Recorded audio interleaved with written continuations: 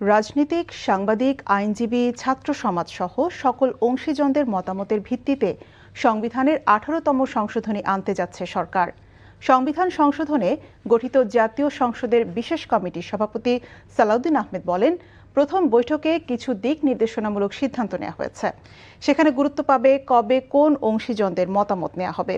বিরোধী দল অংশ না নিলেও তাদের মতামত নেওয়া হবে।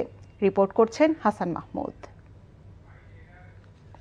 বিরোধী দলের সদস্য ছাড়াই সংবিধান সংশোধনের লক্ষ্যে গঠিত জাতীয় সংসদের বিশেষ কমিটির প্রথম বৈঠক অনুষ্ঠিত হয়েছে। 12 সদস্য বিশিষ্ট এই কমিটি মূলত এই বৈঠকে জুলাই জাতীয় সনদে থাকা সংবিধান সম্পর্কিত মৌলিক সংস্কার প্রস্তাবগুলোর কি হবে, কমিটি কিভাবে কাজ করবে, কতদিন করবে, কতদিনের মধ্যে প্রতিবেদন জমা দিবে সে বিষয়ের কর্মপরিকল্পনার চূড়ান্ত করা হয়।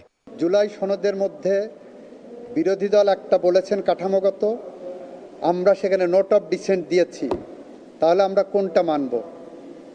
আমরা এর আগে উত্তর দিলাম, ওইটার উত্তরও জুলাই সনদেই দেওয়া আছে।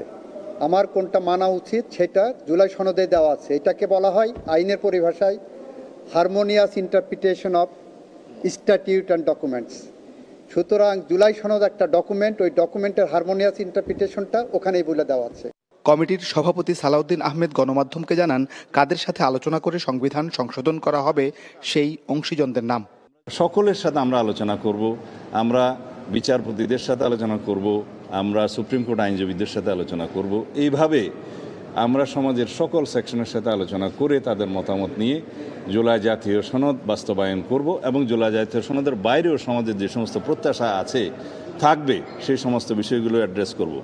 জুলাই জাতীয় সনদের 48টি সুপারিশের যেগুলো বিএনপির নোট অফ ডিসেন্ট ছিল সেটি সেভাবেই পর্যালোচনা করা হবে বলেও জানান তিনি। বিরোধী দল কমিটিতে অংশ না নিলেও তাদের মতামত নেওয়ার কথা জানান সালাউদ্দিন আহমেদ।